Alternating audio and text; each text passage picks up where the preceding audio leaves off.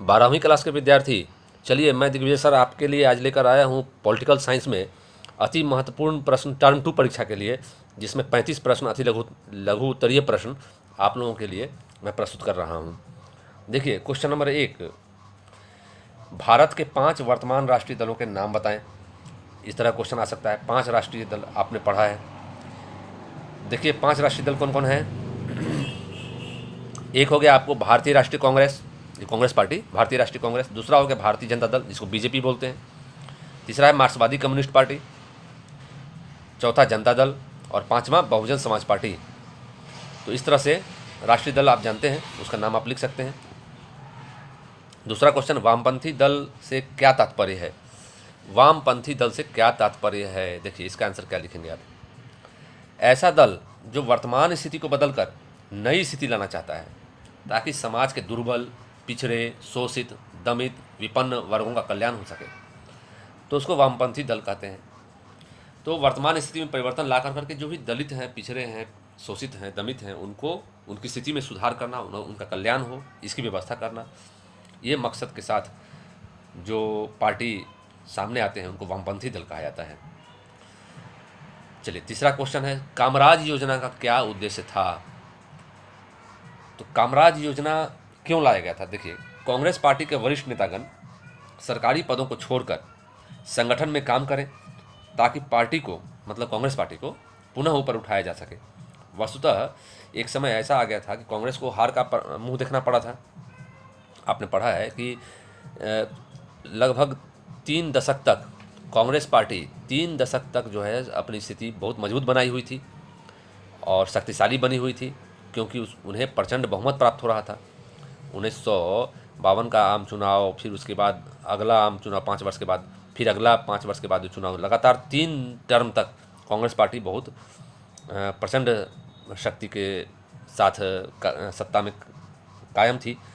लेकिन उसके बाद फिर उसकी स्थिति जो है वो धीरे धीरे कमज़ोर होती चली गई। तो स्थिति को मजबूत करने के लिए, फिर पहले जैसा बनाने के लिए कामराज योजना लाया गया था और उसे कहा गया था कि किस प्रकार से भारत की स्थिति में कांग्रेस की स्थिति को किस प्रकार से सुदृढ़ किया जा सके।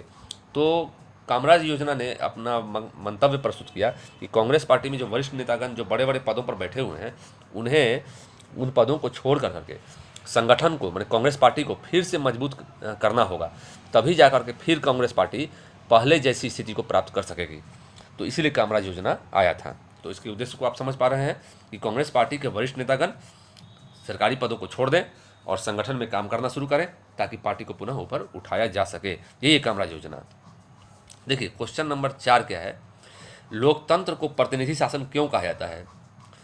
तो प्रतिनिधि शासन इसलिए कहा जाता है लोकतंत्र को क्योंकि इसमें जनता डायरेक्ट जो है शासन नहीं करती है। जनता जो है अपनी शक्ति अपने निर्वाचित प्रतिनिधियों को सौंप देती है। किसके द्वारा। तो चुनाव के द्वारा, अपने वोट के पावर, अपने वोट की शक्ति के द्वारा जनता अपनी शक्ति के द्वारा अपने निर्वाचित प्रतिनिधि को चुनती है, वोट की शक्ति के द्वारा, जो अपने जनता के हितों की रक्षा करते हैं तथा उनके प्रति उत्तरदायी होते हैं। तो जो प्रतिनिधि चुने जाते हैं, जिन्हें हम जनता लोग जो चुनते हैं, तो वे हमारे लिए काम करते हैं, जनता के हितों की रक्षा के लिए काम करते हैं, जनता के कल्याण के लिए काम करते हैं। इसीलिए लोकतंत्र को प्रतिनिधि शासन कहा जाता है, क्योंकि इसमें जनता के प्रतिनिधि शासन करते हैं, न कि जनता शासन करती है। चलिए 5वां क्वेश्चन है, बहुत आसान क्वेश्चन है, लेकिन इसको याद रखने की बात है कि भारत का संविधान कब लागू हुआ। तो 26 जनवरी 1950 को लागू हुआ। यद्यपि आप जानते हैं बना कब था, 26 नवंबर 1949 को बना था, लेकिन लागू हुआ 26 जनवरी 1950 को लागू हुआ।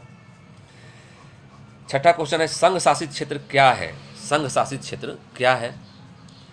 तो भारत का वह भाग जो सीधे माने प्रत्यक्षतः केंद्र सरकार के अधीन होते हैं, उसे संघ शासित क्षेत्र कहा जाता है। देखिए संघ शासित क्षेत्र राज्यों की भांति से स्वायत्तता प्राप्त नहीं होती। बहुत सारी स्वतंत्रता, स्वायत्तता जो राज्यों को प्राप्त होती है, वह संघ शासित क्षेत्रों को प्राप्त नहीं होती है, क्योंकि ये डायरेक्ट केंद्र सरकार के अधीन काम करते हैं। तो ये संघ शासित क्षेत्र हो गया। चलिए 7वां क्वेश्चन देख ही रहे हैं आप स्क्रीन पे। अंतिम गवर्नर जनरल भारत के कौन थे। भारत के अंतिम गवर्नर जनरल कौन थे। तो बहुत सीधा उत्तर इसका सी राजगोपालाचारी थे। चलिए क्वेश्चन 8 देख लीजिए। क्वेश्चन 8 है, वर्तमान में भारत में कितने राज्य एवं संघ राज्य क्षेत्र हैं। तो वर्तमान में भारत में 28 राज्य और 8 केंद्र शासित क्षेत्र हैं। ठीक है, क्योंकि 29वां जो तेलंगाना बना था तो उस समय 29 था, लेकिन बाद में आपने देखा कि जम्मू कश्मीर को राज्य का दर्जा समाप्त कर दिया गया और उसे 2 अलग अलग केंद्र शासित प्रदेश में बदल दिया गया, और इस प्रकार से 29 से राज्यों की संख्या घटकर 28 हो गई। और केंद्र शासित प्रदेश में भी आपने देखा था कि पहले 7 था और 2 केंद्र शासित प्रदेश बढ़ गए थे, जम्मू और उधर लद्दाख, कश्मीर और उधर लद्दाख, तो 7 दूँ 9 हो गया था। लेकिन फिर आपने देखा कि दमन दीव को, दादर नगर हवेली दमन दीव को मिला दिया गया, तो एक और घट गया, तो 9 की जगह पर फिर 8 हो गया। इस तरह से 28 राज्य और 8 केंद्र शासित प्रदेश अभी वर्तमान समय में उपलब्ध है। क्वेश्चन 9 है 1956 के राज्य पुनर्गठन अधिनियम। देखिए 1956 के राज्य पुनर्गठन अधिनियम के आधार पर कितने राज्य और कितने केंद्र शासित प्रदेश बनाए गए थे? बहुत इंपॉर्टेंट क्वेश्चन है, ये ऑब्जेक्टिव में भी आ सकता है। 14 राज्य और 6 केंद्र शासित प्रदेश, याद रखिएगा 14 राज्य और 6 केंद्र शासित प्रदेश बनाए गए थे 1956 के राज्य पुनर्गठन अधिनियम के अंतर्गत। 10वां क्वेश्चन है प्रथम पंचवर्षीय योजना की समयावधि क्या थी? मैंने कितना से कितना समय तक के लिए प्रथम पंचवर्षीय योजना लागू की गई थी? तो 1 अप्रैल 1951 से 31 मार्च 1956 तक, याद रखिएगा 1 अप्रैल 1951 से 31 मार्च 1956 तक। 11 है पहली पंचवर्षीय योजना में किन्हें प्राथमिकता दी गई? तो पहली पंचवर्षीय योजना में किन्हें प्राथमिकता दी गई? देखिए यहाँ लिखा हुआ कृषि एवं सिंचाई तथा विद्युत परियोजना पर। कृषि को तो प्राथमिकता दी गई, इसके अतिरिक्त सिंचाई और विद्युत पर भी बल दिया गया था। उसके बाद है अगला क्वेश्चन आपका, आदेशित अर्थव्यवस्था किसे कहते हैं? तो जब किसी देश के सारी अर्थव्यवस्था पर राज्य का एकमात्र प्रभुत्व स्थापित हो जाता है, जब राज्य का प्रभुत्व स्थापित हो जाता है और निजी अर्थव्यवस्था को समाप्त कर दी जाती है, कोई भी निजी अर्थव्यवस्था नहीं काम करती है, तो उसे आदेशित अर्थव्यवस्था कहते हैं। जैसे सोवियत संघ जैसे देश, समाजवादी देश में, सोवियत संघ में भी आदेशित अर्थव्यवस्था का उदाहरण मिलता है।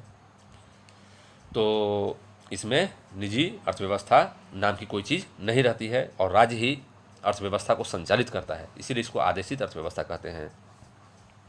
अगला क्वेश्चन है 13 नंबर, मिश्रित अर्थव्यवस्था किसे कहते हैं? तो राज्य के प्रभुत्व वाली अर्थव्यवस्था के साथ साथ निजी अर्थव्यवस्था बनी रहती है। दोनों तरह की अर्थव्यवस्था, राज्य के नियंत्रण वाली अर्थव्यवस्था भी और निजी अर्थव्यवस्था भी बनी रहती है, तो इसे मिश्रित अर्थव्यवस्था कहते हैं। इसमें सार्वजनिक और निजी क्षेत्र के उद्यमों के बीच प्रतियोगिता और सहयोग दोनों बना रहता है ना। तो सार्वजनिक क्षेत्र और निजी क्षेत्र के उद्यमों के बीच प्रतियोगिता भी होती है और सहयोग भी होता है। तो ये हो गया आपका मिश्रित अर्थव्यवस्था। बड़ी इंपॉर्टेंट क्वेश्चन है, बराबर आता है, इसलिए इसको दिमाग में रख लीजिए। देखिए अगला 14 क्वेश्चन जो है, मिल्क मैन ऑफ इंडिया किसे कहते हैं? मैंने किसे कहा जाता है? डॉक्टर वर्गीज कुरियन, याद रखिए डॉक्टर वर्गीज कुरियन को मिल्क मैन ऑफ इंडिया कहा जाता है। 15 नंबर है, गरीबी हटाओ का नारा किसने दिया?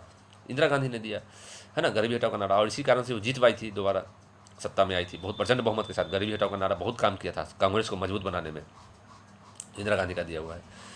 क्वेश्चन 16 देखिए, दूसरी पंचवर्षीय योजना का उद्देश्य क्या था? तो औद्योगिकरण पर बल देना था। पहला में देखा आपने कृषि पर बल था, पहला जो अर्थव्यवस्था पंचवर्षीय योजना था उसमें कृषि पर बल दिया गया, जबकि दूसरी पंचवर्षीय योजना में औद्योगिकरण पर बल दिया गया था। ठीक है, चलिए अब देख लेते हैं क्वेश्चन नंबर 17। क्वेश्चन नंबर 17 जो है सिंडिकेट। देखिए सिंडिकेट शब्द का क्या आशय था? पढ़े हैं आप लोग, सिंडिकेट शब्द का क्या आशय था? तो कांग्रेस के पुराने एवं वरिष्ठ नेताओं का गुट, पहले जो कांग्रेस का पुराना और वरिष्ठ नेता का जो गुट था वो इंदिरा गांधी को सत्ता से वंचित करना चाहता था, और इंदिरा गांधी को सत्ता से वंचित करने के लिए उन्हें दल की प्राथमिक सदस्यता से वंचित कर दिया। तो कांग्रेस के ऐसे पुराने गुट वाले जो लोग थे उनको सिंडिकेट कहा जाता है। तो किनको सिंडिकेट कहा जाता है? तो कांग्रेस के वे पुराने एवं वरिष्ठ नेता का गुट को सिंडिकेट कहा जाता है, जो इंदिरा गांधी को सत्ता से वंचित करने के लिए उन्हें दल की प्राथमिक सदस्यता से भी वंचित कर दिया था, तो उन्हें सिंडिकेट कहा जाता है। तो सिंडिकेट का मतलब कांग्रेस के पुराने और वरिष्ठ नेताओं का गुट, ठीक है, वो गुट सिंडिकेट कहलाता है। कार्य क्या था कि सिंडिकेट का काम क्या था? तो इंदिरा गांधी को सत्ता से वंचित करना और प्राथमिक सदस्यता से भी वंचित कर देना, ये था उद्देश्य सिंडिकेट का। चलिए क्वेश्चन नंबर 18 है, युवा तुर्क कौन थे? तो कांग्रेस के कनिष्ठ एवं युवा वर्ग के नेताओं, कनिष्ठ मतलब वरिष्ठ का मतलब होता है उच्च, कनिष्ठ मतलब छोटा, तो कांग्रेस के कनिष्ठ एवं युवा वर्ग के नेताओं का समूह, जिन्होंने पुराने नेतृत्व को चुनौती देकर इंदिरा गांधी को सहर्ष विजयी बनाया। तो पुराना जो सिंडिकेट वर्ग का लोग था, जो पुराना नेतृत्व था, वरिष्ठ और पुराना लोग थे, नेता लोग, तो उनको चुनौती दिया। ये कनिष्ठ और युवा वर्ग के जो कांग्रेस के नेता थे, ये कनिष्ठ और युवा वर्ग के लोग सिंडिकेट नेता को, मानिए पुराना नेतृत्व मतलब क्या, सिंडिकेट जो वरिष्ठ नेता थे उनको चुनौती दिया, और इंदिरा गांधी को, जो ये पुराने लोग हरा देना चाहते थे, तो ये पुराने नेतृत्व को चुनौती देकर इंदिरा गांधी को विजयी बनवा दिया। ये युवा कांग्रेस के जो लोग थे, नेता थे, और इसी कारण से युवा तुर्क कहलाए, क्योंकि इंदिरा गांधी को विजय बनवा दिए, तो युवा तुर्क कहलाए। 19 क्वेश्चन है, कांग्रेस व्यवस्था की बहाली किसे कहा गया है? तो 1967 के चुनाव के बाद कांग्रेस की प्रभुत्वशाली स्थिति को धक्का लगा था। कांग्रेस हार गई थी, कांग्रेस कमजोर हो गई थी, लेकिन इंदिरा गांधी के नेतृत्व में कांग्रेस ने 1971 के चुनाव के बाद वही प्रभुत्वशाली स्थिति फिर स्थापित कर ली। तो इसीलिए इसको कहा जाता है कांग्रेस व्यवस्था की बहाली, फिर से शक्तिशाली बन जाना, फिर से प्रभुत्वशाली स्थिति को प्राप्त कर लेना, यही कहलाता है कांग्रेस व्यवस्था की बहाली। देखिए 20वां है, Indira is India, India is Indira, Indira is India, India is Indira का नारा किसने दिया? तो ये नारा दिया था आपको देवकांत बरुआ ने। ठीक है, देवकांत बरुआ ने इस नारा को दिया था। अगला क्वेश्चन है, संपूर्ण क्रांति का उद्देश्य क्या था? संपूर्ण क्रांति का उद्देश्य था, देखिए 1972 ईस्वी में जयप्रकाश नारायण ने संपूर्ण क्रांति का आह्वान किया। किसने किया, ये भी लिख दीजिएगा। जयप्रकाश नारायण ने संपूर्ण क्रांति का आह्वान किया था 1972 ईस्वी में। क्यों किया था? ताकि देश के सभी क्षेत्रों में आमूल परिवर्तन हो। क्रांति का उद्देश्य ही होता है आमूल परिवर्तन सभी क्षेत्रों में। तो किस किस क्षेत्र में? चूंकि संपूर्ण क्रांति है तो सभी क्षेत्रों में, कौन कौन? सामाजिक, सांस्कृतिक, आर्थिक, राजनीतिक, शैक्षिक, विधिक, मनोवैज्ञानिक, सभी क्षेत्रों में परिवर्तन के लिए संपूर्ण क्रांति का आह्वान किया गया। क्वेश्चन नंबर 22 देखिए, भारत में आपातकाल किस प्रधानमंत्री द्वारा लागू किया गया तथा किस वर्ष लागू किया गया? तो भारत में जो आपातकाल है वो इंदिरा गांधी के द्वारा लागू किया गया और 1975 ईस्वी में लागू किया गया। चलिए क्वेश्चन नंबर 23 देखते हैं। क्वेश्चन नंबर 23 क्या है? क्वेश्चन नंबर 23 है, 1975 में आपातकाल की घोषणा करने वाली भारतीय राष्ट्रपति का नाम बताइए। तो आपातकाल की जो घोषणा की गई, अभी आपने देखा 1975 में इंदिरा गांधी ने आपातकाल की घोषणा की थी, तो उस समय राष्ट्रपति कौन थे? तो डॉक्टर फखरुद्दीन अली अहमद, याद रखिएगा, डॉक्टर फखरुद्दीन अली अहमद राष्ट्रपति थे उस समय। अगला क्वेश्चन 24 नंबर, 1977 के लोकसभा चुनाव में कौन सा राष्ट्रीय दल विजयी रहा? बहुत ही इंपॉर्टेंट क्वेश्चन है ये। तो जनता पार्टी विजयी रही थी, है ना। चलिए 25वां नंबर क्वेश्चन है, भारत में 1977 के चुनाव के बाद किसे प्रधानमंत्री बनाया गया? देखिए 1977 में देखा आपने कौन पार्टी विजय प्राप्त की थी? तो जनता दल पार्टी विजय प्राप्त की थी, जनता पार्टी विजय प्राप्त की थी। तो प्रधानमंत्री किसे बनाया था? मोरारजी देसाई को बनाया गया था। ठीक है। 26वां क्वेश्चन है, प्रतिबद्ध नौकरशाही किसे कहते हैं? प्रतिबद्ध नौकरशाही किसे कहते हैं? तो देखिए लोक सेवकों का चयन सत्ताधारी दल के नेतागण करते हैं।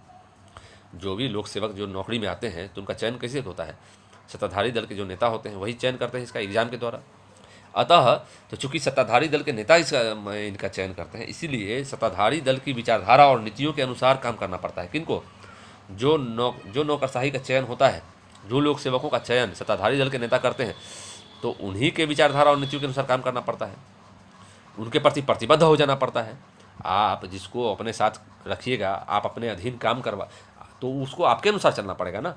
तो ठीक यही बात यहाँ भी लागू होती है कि जो नौकरशाही का चयन जो दल के नेता करते हैं, जो सत्ताधारी दल के नेता होते हैं, तो चूंकि वो उनका चयन करते हैं तो स्वाभाविक है कि उन्हीं के साथ उनके अनुसार काम करना पड़ेगा, उनकी विचारधारा और नीतियों के अनुसार काम करना पड़ेगा। इसीलिए प्रतिबद्ध होकर के जो काम करते हैं तो इनको प्रतिबद्ध नौकरशाही कहते हैं। तो प्रतिबद्ध नौकरशाही का यही मतलब होता है। चलिए क्वेश्चन नंबर 30 क्या है? सरदार सरोवर परियोजना एवं नर्मदा सागर बांध किन राज्यों से संबंधित है? तो 2 राज्य हैं इसमें, गुजरात और मध्य प्रदेश। ठीक है। 31 क्वेश्चन देख लीजिए, चिपको आंदोलन किस राज्य से संबंधित है? देखिए 31 नहीं है, ये आपका 27 हो जाएगा। क्वेश्चन 27, ये है आपका 28, ये है आपका 29, 30, 31 और ये 32। ठीक है। देखिए 27 नंबर जो क्वेश्चन है, सरदार सरोवर वाला देख लिया आपने। गुजरात और मध्य प्रदेश में सरदार सरोवर परियोजना और नर्मदा सागर बांध स्थित इन्हीं राज्यों से संबंधित है, गुजरात और मध्य प्रदेश से। 28 चिपको आंदोलन किस राज्य से संबंधित है? तो चिपको आंदोलन जो है उत्तराखंड के अल्मोड़ा और गढ़वाल जिला से संबंधित है ना, 2 जिला से संबंधित है। ठीक है, अल्मोड़ा और गढ़वाल जिला से। क्वेश्चन नंबर 29 जो है आपका, गौरा देवी किस आंदोलन से संबंधित है? तो गौरा देवी जो आप हैं आप वो चिपको आंदोलन की जननी कहलाती हैं। तो गौरा देवी किस आंदोलन से संबंधित है? तो चिपको आंदोलन से, उसकी जननी ही कही जाती है वो। देखिए क्वेश्चन नंबर 30 देखिए, दलित पैंथर्स क्या है? दलित पैंथर्स क्या है? दलित पैंथर्स तो 1972 ईस्वी में महाराष्ट्र में पढ़े लिखे दलित युवाओं के द्वारा, जो महाराष्ट्र के पढ़े लिखे दलित युवा थे उनके द्वारा एक संगठन बनाया गया जिसका नाम था दलित पैंथर्स। ठीक है, तो महाराष्ट्र में पढ़े लिखे दलित युवाओं के द्वारा बनाया गया एक संगठन था दलित पैंथर्स। कब बनाया गया? तो 1972 में बनाया गया। काम क्या किया इसने? तो इसने जाति आधारित एवं आर्थिक असमानता, जाति आधारित और आर्थिक असमानता के खिलाफ संघर्ष किया था। तो इस तरह से दलित पैंथर्स के बारे में हमने देखा। क्वेश्चन 31 नंबर जो है आपका वो है, श्रीमती इंदिरा गांधी की हत्या कब की गई थी? तो ये बहुत ही कॉमन क्वेश्चन है, इसको याद रखना है। 1984 ईस्वी में इंदिरा गांधी की हत्या की गई थी। और क्वेश्चन 32 है आपका, ये अति महत्वपूर्ण अति लघु उत्तरीय प्रश्न का ये अंतिम क्वेश्चन है कि राजग का पूरा नाम लिखिए। तो राजग का पूरा नाम है राष्ट्रीय जनतांत्रिक गठबंधन, राष्ट्रीय जनतांत्रिक गठबंधन, राजग। तो इस तरह से आपने देखा कि कौन कौन से महत्वपूर्ण प्रश्न आपको परीक्षा में पूछे जा सकते हैं अति लघु उत्तरीय प्रश्न में से।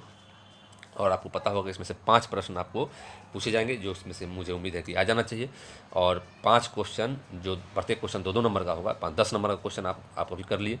और बाकी जो है लघु उत्तरीय प्रश्न और दीर्घ उत्तरीय प्रश्न भी देखते हैं, उसमें से भी मैं कुछ करने की कोशिश करता हूँ। तो आप इसको तब तक पढ़ें और फिर अगली वीडियो में हम लोग मिलते हैं। तब तक के लिए वीडियो देखने के लिए धन्यवाद। सब्सक्राइब नहीं किए हैं अवश्य कर लें ताकि आपको इसका लाभ आगे भी मिलता रहे। चलिए धन्यवाद।